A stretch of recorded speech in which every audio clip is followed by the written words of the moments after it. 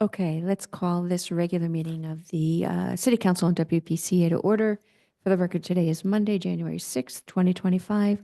It is now 6:31 p.m., and we have a quorum of council members participating in person and via Zoom. Representing the council in person is Councilman Iveyne, Councilwoman Spino, Councilwoman Ruette, and participating via Zoom is Councilman Oliver. That constitutes our quorum.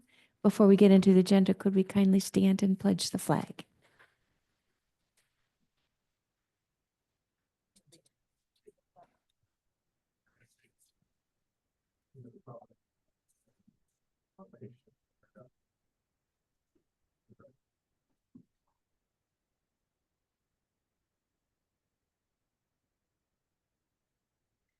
Okay, we'll jump right into item number one. I'll entertain a motion to open the meeting to the public. So moved. Second. Thank you, Councilman Iveyne, seconded by Councilwoman Spino. All in favor? Aye. Any opposed? We're open to the public. Is there anyone from the public that wishes to address the board at this time?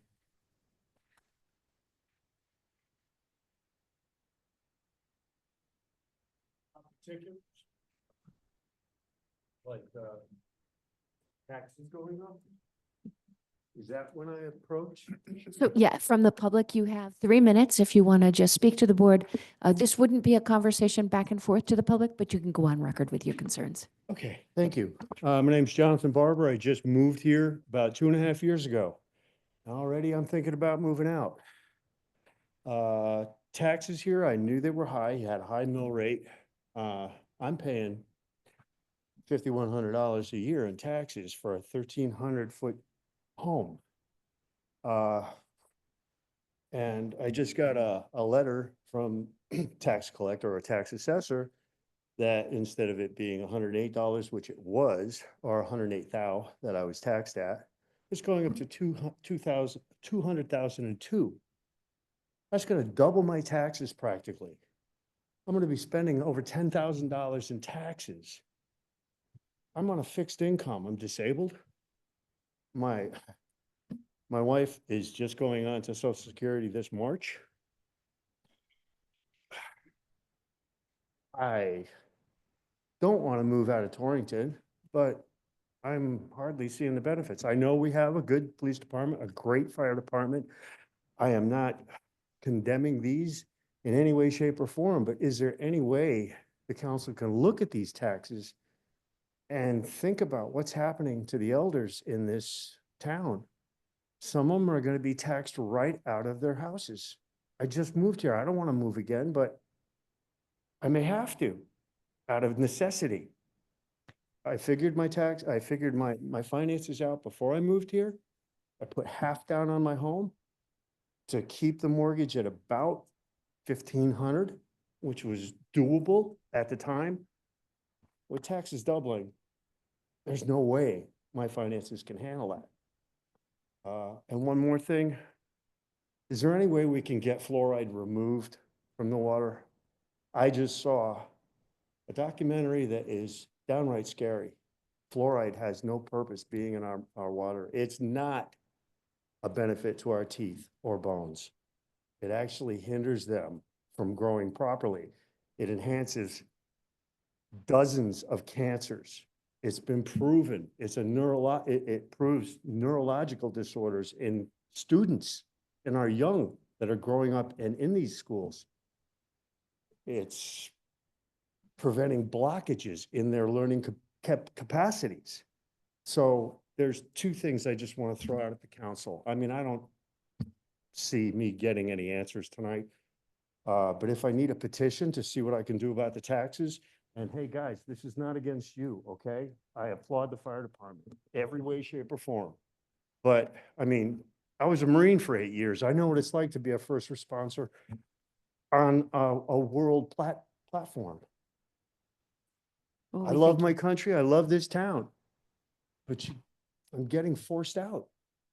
If I neglected to ask, if you could state for the record your name. Jonathan Barber. You did say your name, Jonathan Barber. Okay.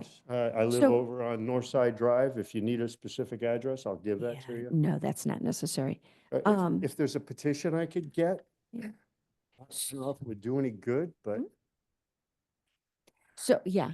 So what I'd like to do is why don't you give me a call and we could sit down and I can explain to you what happens when the grand list goes up, the mill rate goes down.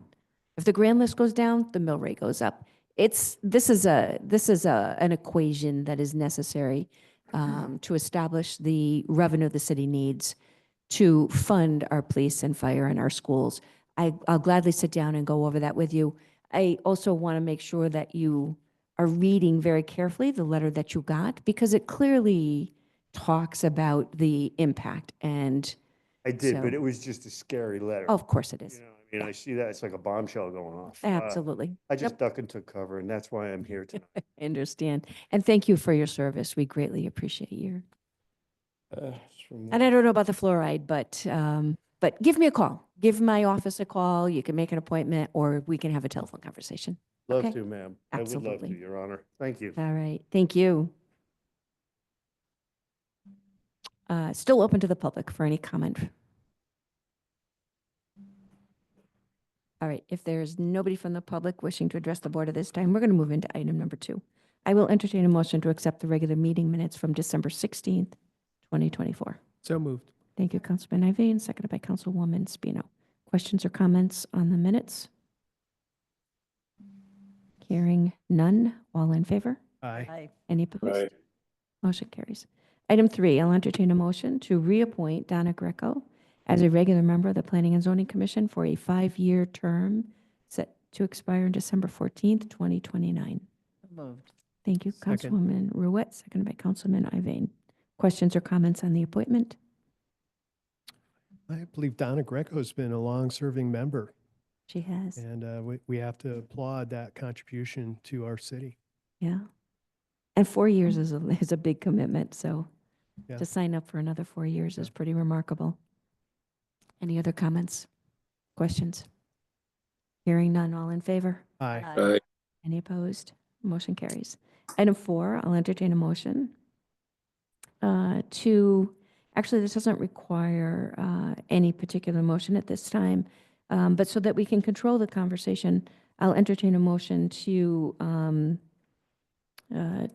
receive and discuss any change in the funding source for marketing campaign. This is coming from the Economic Development Division in regard to the Building Healthy Communities grant. So motion to entertain the discussion. So moved. Thank you, Councilman Iveyne, and second by Councilwoman Spino. All in favor? Aye. Any opposed? All right, so I'm going to turn the floor over to our Economic Development Director, William Wallach, who can explain what he's working on. Thank you, Madam Mayor, and good evening, council members. So just a real quick background, the city had procured a strategic marketing plan through Miss and Hoke. That happened in 2003. That was before I came on board in June 2024. That procurement happened under the Building Healthier Communities grant program, which has a total of $750,000 of grant funding for economic development initiatives for the city of Torrington. The marketing strategy has been developed by Vincent Hoke. And originally, the marketing campaign portion of it was to be implemented using the city budget through the economic development marketing budget line item. However, before I came on board, that was zeroed out to $0.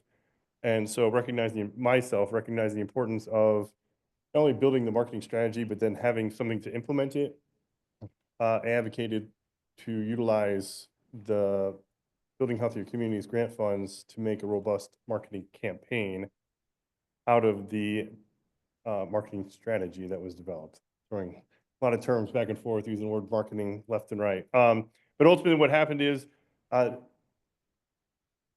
like to use, or I've gone through the contract process and negotiated a contract with Vincent Hoke to do the marketing campaign, which will be a multi-year campaign to drive economic factors within the city of Torrington to support a lot of the initiatives that this Economic Development Office is already undertaking, things that we're projecting in the future for housing improvements, business development, business retention initiatives, And then also just public outreach and keeping people excited about Torrington and just driving the positive aspects of what's happening in and around the area. The manner in which I negotiated the contract was under the previous city council's approval to authorizing the mayor to enter into the contract and then negotiate the on-call services. So the contract that we negotiated is for a total of $180,000 for multi-year. It's really estimated for about 2 years of on-call services with Vincent Hoke to carry out multiple aspects of this marketing campaign, for which I provided both the communications framework and the pillars of support that developed with the Vincent Hoke team. Are there any questions? What is the target audience? Is there multiple targets? Is it for citizens? Is it for businesses? Is it, kind of a multi-target approach here? So there are 3 categories for primary outreach, those being people that live in Torrington, have always lived in Torrington, just the resident population, and what their impressions of Torrington are, whether they are built on their historical knowledge, their experience in Torrington. And that group has identified to have certain factors within their understanding and the perceptions of what Torrington is. Some of that lies in the, well, things are changing and I don't like that change that's happening. Or, I don't feel like I'm part of the development and the change that's going on. So that's one group of people for outreach purposes. That also goes to the business community that's been in Torrington for a long time and seeing changes that have happened over time, good, bad, and better. So that's the first primary category. The second category is those that have not lived in Torrington their whole lives, but have recently located to Torrington. They have a different sort of outreach to their personal community or their business community that they belong to. So they brought experiences from elsewhere and bring them into Torrington. So directing communications and media and marketing strategies towards that group to continue to have them advocate for the reasons why they moved to Torrington and the positive things that they came to Torrington for and how those have been stories of success. But also being real that there are some challenges within the city of Torrington and what the city is doing to meet those challenges. And we just heard one in the public comment section, one challenge that's at the forefront of a lot of people's minds. And to just be honest and forthright with those. And then the third category is those that have visited Torrington, those that are from outside Torrington but do business in Torrington that aren't part of either of those first 2 groups. And to target those businesses, those individuals for tourism aspects, for coming to Torrington to spend a day here and enjoy all the great things that we have to offer in the city. Also for those that do business in Torrington to expand their business opportunities within Torrington for working with business organizations that are already here. Those are the targets that we're looking to address our marketing campaign in the strategic marketing plan that's already been developed. Okay, thank you. Other questions or comments? All right, so this doesn't require a motion. This is just a modification in how the Building Healthy Communities grant funds are going to be used to capitalize on those marketing strategies that are being developed. So if you're all set. Thank you very for your much. time. I think the only thing that I would add to William's discussion is, as we embark on improvements to our website, I know that Vincent Hoke have also suggested and offered services to help us to make that website, and particularly the web page that deals with economic development, more robust and user-friendly. Okay, great. All right. If there are no further questions for William, I'm going to move into item number 5. I will entertain a motion on the recommendation of the Parks and Recreation Commission and the Co-Park Committee to vote to approve a 5-year extension of the Still River Garden contract for the maintenance of the Co-Memorial Park Gardens and to authorize the mayor to further negotiate and execute terms and conditions of the successor contract. Thank you, Councilwoman Ruette, second by Councilwoman Spino. And are there questions? No questions, but I do admire the gardens in our co-park. Impressively so. Yeah, I agree. I think that not only do the gardens on Cole Park, but Still River also does all of our planters on Main Street. And to have that cohesive look on Main Street across the bridge, which those new planters on the bridge this summer were an addition right into Cole Park, I think makes sense for Yeah. the visuals for downtown. All right, if there are no other questions or comments, I'll call the motion. All in favor? Aye. Aye. Any opposed? Motion carries. Item 6, I will entertain a motion to approve $31,500. I'm looking at this motion. I probably should have read this a little more carefully. I will entertain a motion to approve the sum of $31,500 for the purposes of training expenses for 4 firefighter recruits. This training will occur at the Connecticut Fire Academy. The proposal or the request is to use these funds from the contingency account for the current fiscal year 24-25 budget. Of course, this is pending Board of Finance approval, and this is all as further explained in Chief Borden's memo dated December 30th, 2024.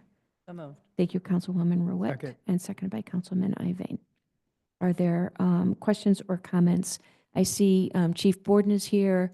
I want to acknowledge the Board of Safety members that also came out. We have Commissioner McLeod, Commissioner McElroy. I see Commissioner Young is on the phone call as well. Dues to the recruits that are here. The recruits are not here. No, because they're in various stages of this. Yeah, exactly. So there's the vetting process, the background checks.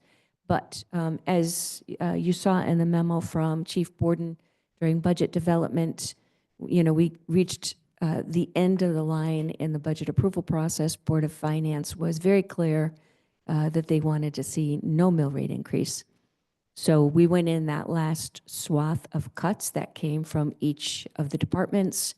It was the training budget line item that was reduced. I think at that point, correct me, I think there was one recruit that was budgeted for, about $12,000. Is it the You're correct, Mayor. contingency fund from the fire department? No, the city's contingency fund. So originally, we forecasted 5 in Right. our original budget proposal. With that said, through cuts and everything else, at the time, we only had 1 vacancy, and that's what we funded for. However, here we are today, we're looking at a total of 5. So that's why we're looking to get money from the contingency fund to supplement that and send all 5 recruits to the academy. So with that said, we have 1 funded, and that's why we're looking for 4 tonight. And I think the only thing that I would add is when that decision was made to look at that funding line item, the goal was to look at all of the other line items, to see if there would be some economies during the year. So knowing the academy wasn't going to happen until late winter, the thought was, let's see how these other line items perform. Perhaps there will be savings in those other line items that they would be able to move into training. Unfortunately, that didn't work out that way. And the contingency line item that has approximately $200,000 budgeted annually for this kind of event is that alternative option. So, obviously, this is going to go before the finance committee, and they've got a better picture in terms of where we are mid-year in our budget. So I know that there always is contingency funds available, but I would be curious where we are. We don't oversee the finance, where we are mid-year, So I know that there was only one other request to use contingency for an expense out of the $200,000, a modest amount. the vast majority of the $200,000 is still there at the mid-year mark. Yeah, so I know our charge is really just to support the idea of having it, and the finance committee has that wonderful responsibility in terms of knowing whether or not the funds are available. Plus the mayor's review of the budget currently, and I have no issues. I like the idea of being fully staffed. So the toss-up is around overtime and having vacancies and stressing out our personnel. So I think it's the right move to move ahead with this. Thank you. Other questions or comments? Then I'm going to call the motion. All in favor? Aye. Any opposed? All right, this motion carries. And what I'll do is, Chief, and to Heather and Carol, see if we can pull together just a quick meeting of the Board of Finance, if not later this week, early next week, just for this one line item, just so that we can get this approval wrapped up. And as the background checks move through their process, we'll be in a better position to seamlessly get these recruits into the training academy. Thank you, council members. All right. Thank you. All right, we'll move into item number 7. I'll entertain a motion on the Small Cities Committee's recommendation to approve replacing the house and garage roof and gutters, installing a new garage door, and replacing the garage cement floor slab. So moved. Thank you. second. Thank you, Second. Councilman Iveyne, and seconded by Councilwoman Spino. And just for the record, and anybody participating via Zoom, we're looking at a $28,250 expense for the property located at 64 Albany. It's got to be Albany Avenue. Albany Avenue. Thank you. Motion made and seconded. Questions or comments? We just approved this in an earlier small cities meeting. The property valuation is the previous evaluation, so there's plenty enough equity in this to meet all the requirements. Excellent. Thank you. If there are no questions, I'll call the motion. All in favor? Aye. Aye. Any opposed? Motion carries. Item 8, again, it's a small cities matter. On the recommendation of the Small Cities Committee I'll entertain a motion to approve the installation of the auxiliary generator for an updated price of $15,877.72 due to the age of the quotes. Okay, I'm sorry. So this is a recommendation to amend a previously approved small cities grant. The new price is $15,877.72, and this is for 26 Hodges Hill Road. Do I have a motion? So moved. Thank you, Councilman Iveyne. Second. Second.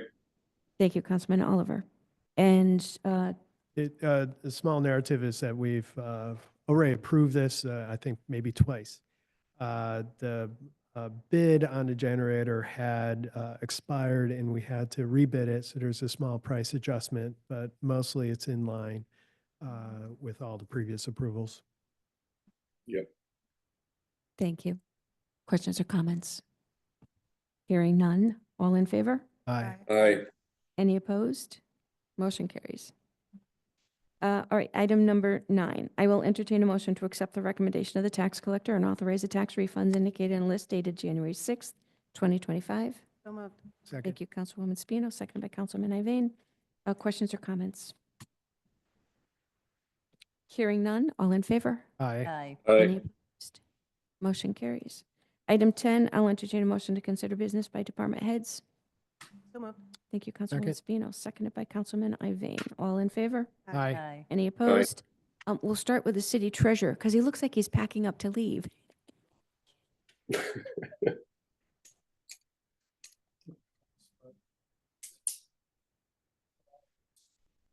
Oh, is it? Albany? Okay.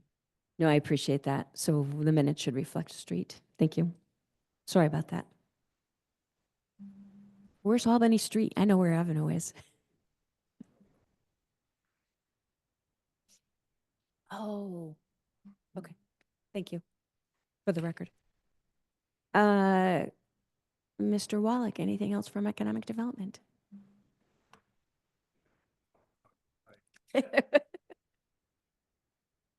right, thank you. From the fire department, anything this evening, chief? City clerk's office, over to you. Corporation council, anything? No, ma'am. All right, then we're going to move into item 11. I'll entertain a motion to consider business by mayor and members. So moved. Thank you, Councilwoman Second. Ruette, and seconded by Councilwoman Spino. All in favor? Aye. Aye. Aye. Any opposed? Motion carries. We'll go to the screen first. Anything this evening, Councilman Oliver? No, thank you, Mayor. All right, thank you. Anything, Councilwoman Ruette?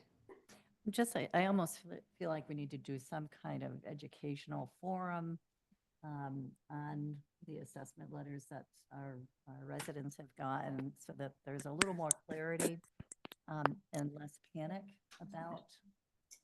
And in regard to the one person who came before us on the public hearing portion of this meeting, it's a question out there for everyone, no matter how many times I read it.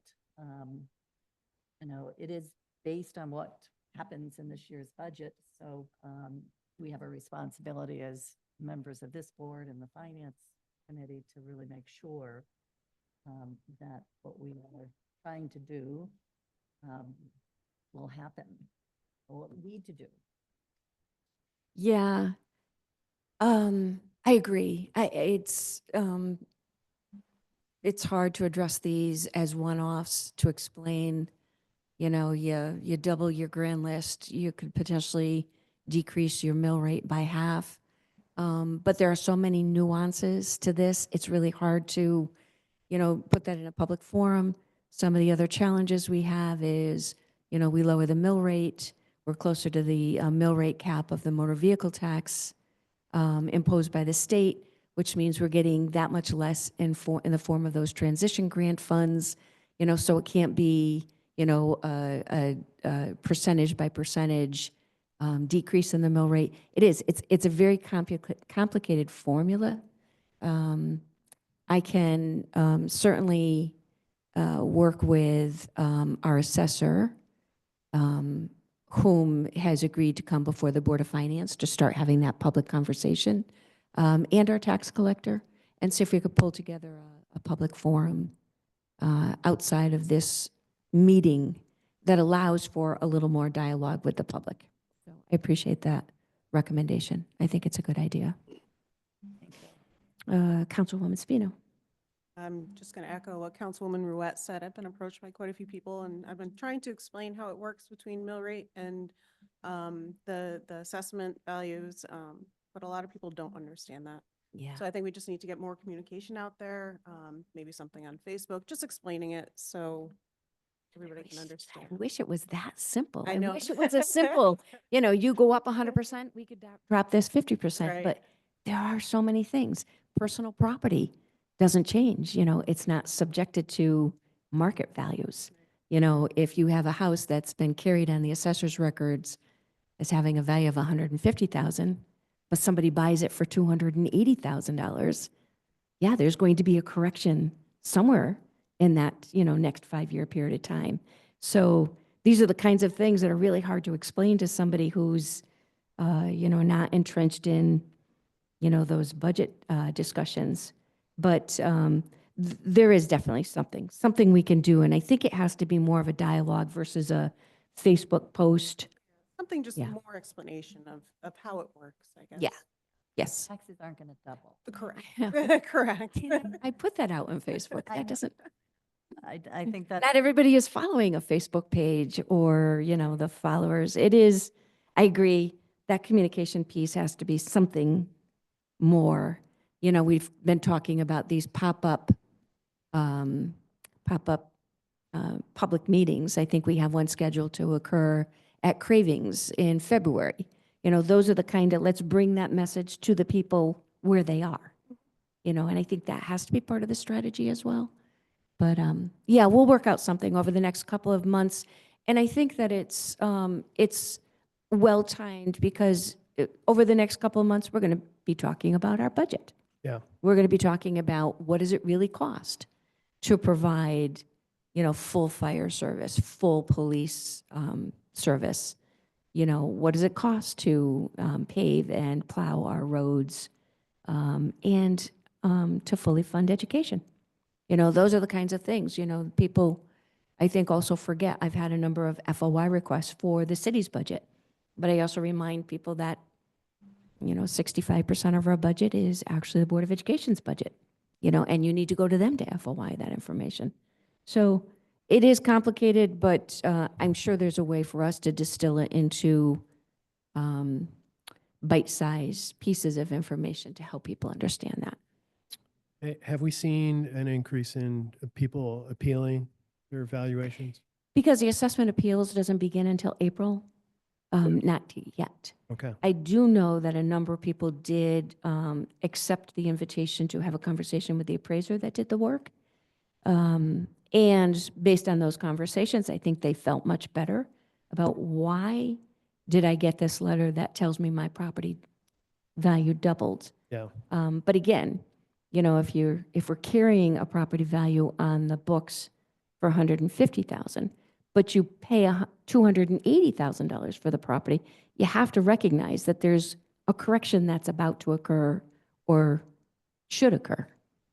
So, yeah, those appeals, I fully expect there will Okay. be a number of them. Yeah. Because there's tools out there, Zillow and 100%. others that would tell you your relative value, or you in that 70% range. Yeah, It would help kind of understand it's an evaluation correct. at this point. Yeah, absolutely. And whatever we do by way of those public informational meetings, obviously making sure that the council is a part of that. Because again, we might hit a small target audience, but as you're out there talking to members of the public, it's information that you want to be, have available to you as well. So, all right, we'll work on that. I did else? want to should have had the whole event that the Torrington High School had for the memorial, sort of less sad thing, closing our school or just demolishing the high school. I do feel they did a great job in organizing it, and those people who volunteered, I think, to make it happen, that was great. Yeah. Yeah, I Yeah. agree. I was there. It was nice. Did you go? Yeah, I missed it. I had another event, but great pictures in the paper. And when I heard there were over 400 people that signed up for the tours, that speaks volumes to how people feel about our school. Well, it'll be more interesting when they're able to tour the new school, which I do think, hopefully that opportunity will be there too, since it's people of Torrington who are paying for it. I think it'll be great to have that as an open house at some point. Yeah, I think that the open house is happening over the next 3 days, mostly for parents of the kids that are in the schools. It's tricky to hold an open house in a school in this day and age when security is an issue. So I think once the kids are moved into the building, which occurs, 23rd? yeah, the week of the 22nd, the 20th is a holiday. I think once those kids are in school, I think it's difficult to invite the public in for security reasons. But I do know, I think that the council members have received an invitation to have a tour of the building the weekend of the 18th. I know the Board of Finance, I forwarded that to the Board of Finance members. I think that's if there's an interest in doing that, that would be the time to take up that invitation. School security becomes such. Did it come from Mario? It did, yes, yeah. You know what? I'll forward it to everybody's personal emails. I believe it went to the your city council emails. A whole other conversation. So, Mayor, yes. Yeah, sorry to interject after I said I had nothing to say, but you reminded me that I do have something to say.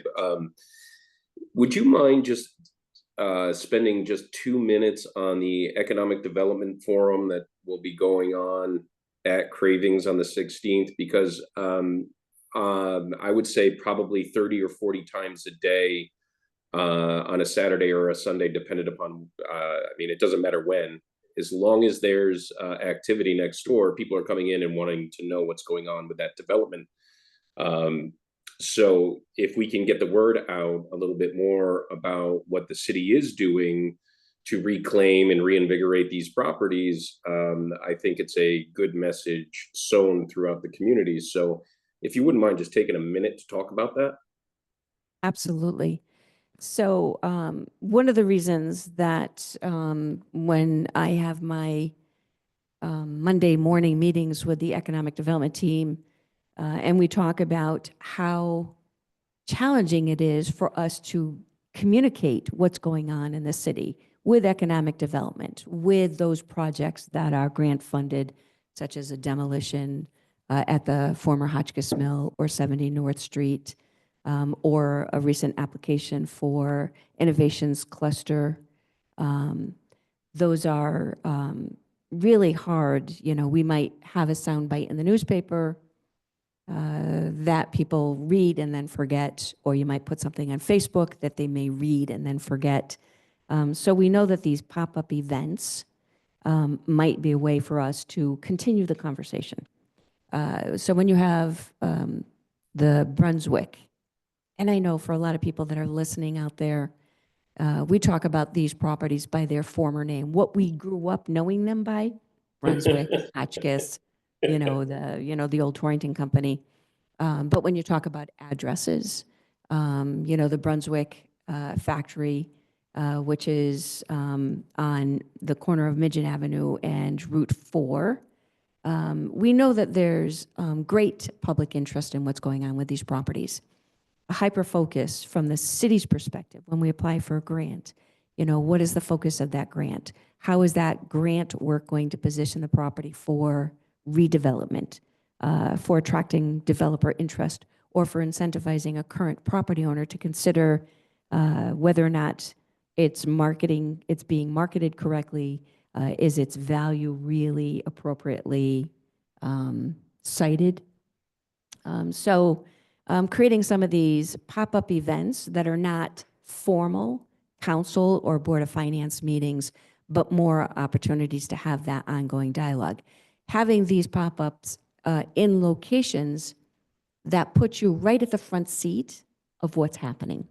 So Cravings being right across the street from the recent demolition of the property at the top of Water Street, corner of Church, gives us an opportunity to talk about what is that property owner looking at? What have we positioned them for? What were the challenges and the hurdles that kept it from being redeveloped or reused in its existing condition, and why was it necessary for that to be demolished? I think all of you who've been working with me over the last 2 years know that everything that we've been attempting to do over the last 8 years has been very planned. When you do new sidewalks on Main Street, that means we can move up Mason Street. We can then look at Prospect Street and what needs to happen on Prospect Street. Once Prospect Street is done, continuing to move up Church Street and then get onto Midget Avenue, what are those projects that can happen?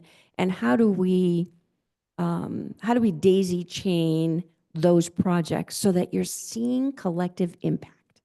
You're seeing, new sidewalks, new roads, new trails, new development potential by eliminating blight and abandoned properties. With Midget Avenue going under construction in the spring, we know that this brings us right down to the Brunswick property at the end of Midget Avenue and the corner of Prospect Street. So again, these pop-ups are designed to put us in the location where the projects are occurring, and then to talk about, what's the next page? We've done the demolition. What does that next chapter of that property look like? So Through our Economic Development Office, I think Richard has taken the lead on scheduling where those pop-ups will occur, how often they should occur, and how that changes the dynamic of the, I know, I'm watching your cat. I'm sorry. It's all right. Sorry. She's lovely. Steal the show. She's stealing the thunder here. Sorry. I think that that's another way, because we also, I think, underestimate the power of the public to continue the conversation beyond the conversations that we have here or the conversations a council member might have with the public. But knowing that the members of the public then go into their own circles or sphere of influence and have those conversations as well. So I think it's going to be well received, and certainly a strategy that that is necessary. The time on the, So William, did we is it February? Did that get moved to February 16th? 12th? Yeah. Thank you. and time? Is there a time? I'm looking it up. Oh, Mm.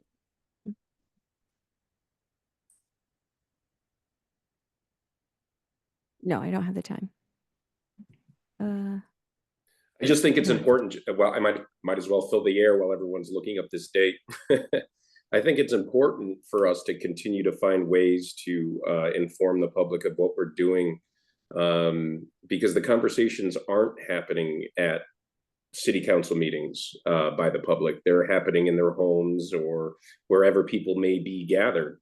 And I think the fact that you're willing to think outside the box and provide a venue for people to have these discussions and get this information direct from the source, I think is very positive, because there's so much good going on that has just taken a decade, a generation, 5-10 years to put together. And this is the work of city council that often is sort of like our silent killer. We do all these good things, but people are unaware because we're not reaching them where they are and when they are ready to be receptive. So I'm going to go up and down our street and make sure that people are there, that are in that affected, impacted community.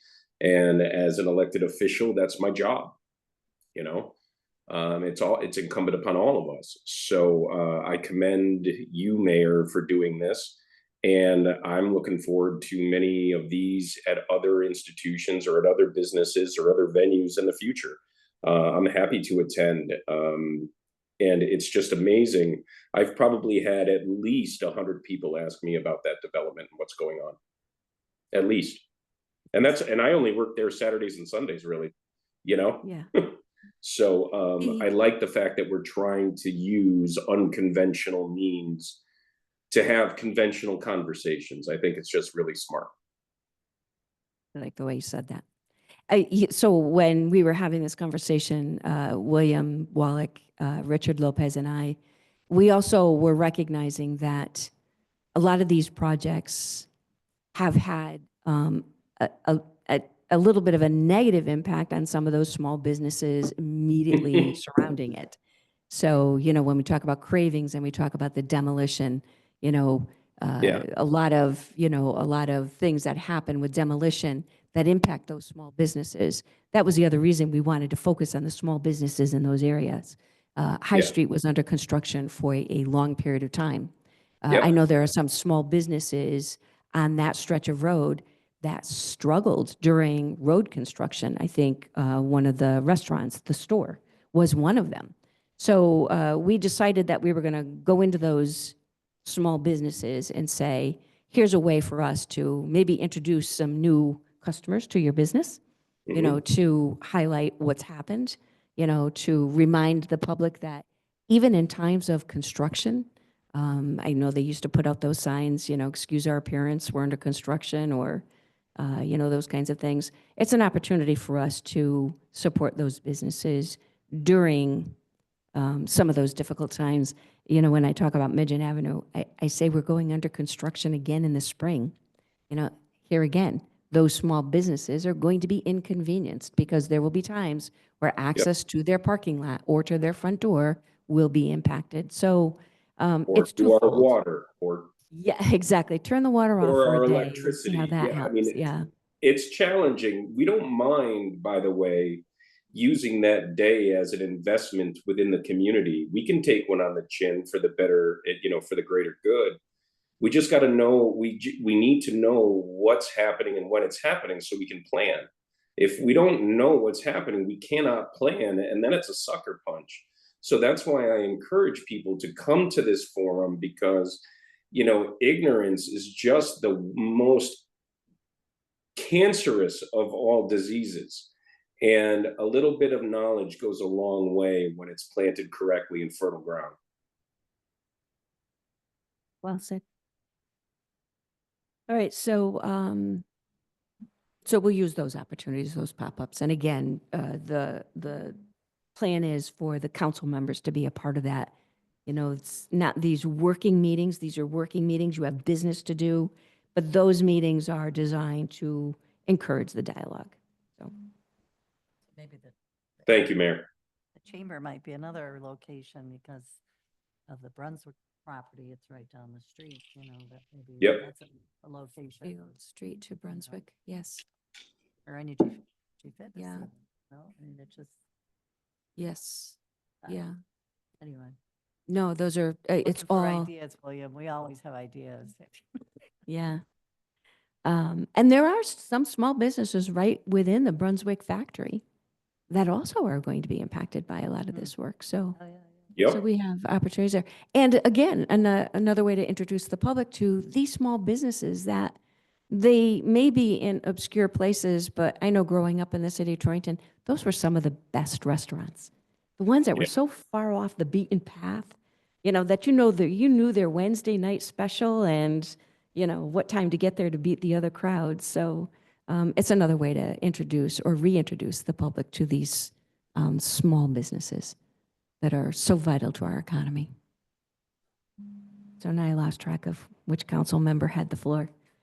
Was it Councilwoman I'm all set Spino? now, You're all thank set? All right, so then I'm Sorry, gonna Molly. give- Fine. Yeah, Councilman Iveyne. Yeah, bringing up the scary letters. I believe the water company issued a letter in October, November time period. I was busy with the elections, but they were talking about old pipes having possible problems, a lot of could, should, maybes in there. I think they were required to issue such a letter. So it kind of was concerning to some of our residents receiving the water company letter on that and not knowing, well, are my pipes safe? So it kind of left it up to them to find out. Yeah, we can certainly ask Aquarian to come and present to the council in such a way that they can talk about what that aging infrastructure. I think a lot of people, when they get a letter from a utility company, particularly when it's water, and whether it's fluoride in the water or lead pipes in the ground, the public has a concern. So we can certainly, I know that I was part of a community advisory board to the Aquarian Water Company. Once they acquired the Torrington Water Company, they established this, this community advisory board that has these kinds of conversations and some discussion as to how they can better communicate to their customers how they're reinvesting to replace those. I do know that when it comes to any questions about lead, Aquarian has done a complete inventory of the infrastructure and would have those answers. And based on what was presented in the Community Advisory Board meeting, those are not the primary concerns in the city of Torrington. Those are less concerning, but they also, because they do planned replacement of pipes, they want to inform their customer base that what happens between the right-of-way, that infrastructure that's in the road, and your house is the responsibility of the property owner. So having that conversation with the property owners and helping them identify whether or not they need to update any of their underground resources is also part of their strategy. So, I know these are, Does the city keep records on that? Or is that? that is the water company that would, Water company would. yes, yeah, because it is their property, not the city's property. Any other, is that it? No, that's it. Thank you. Good, all right. Well, then I'm going to move into item 12. I do, yeah, I'll move into item 12. And I'll entertain a motion to open the meeting back to the public for comment on agenda items only, please. So moved. Thank you, Councilwoman Spino and Councilman Oliver. All in favor? Aye. Any Aye. opposed? To the public on agenda items only, please. All right.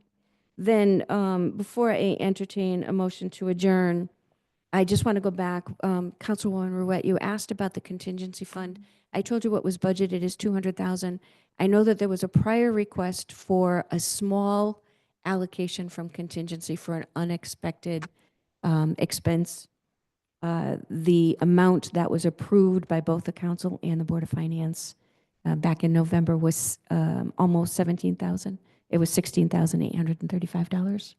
And that was for an unanticipated expense for SLR design work as part of a grant application. So the amount that is currently held in contingency at this half-year mark is about $183,000. So we're still well reserved in contingency. So happy to know that. All right, then that's it. That's all I have. There being no further business before the board, I will entertain a motion to adjourn. So moved. Thank you, Councilwoman Second. Spino, second by Councilman Iveyne. All in favor? Aye. Aye. Opposed? We are adjourned. Thank you all. Have a good night, all. See you in 2 weeks and a day.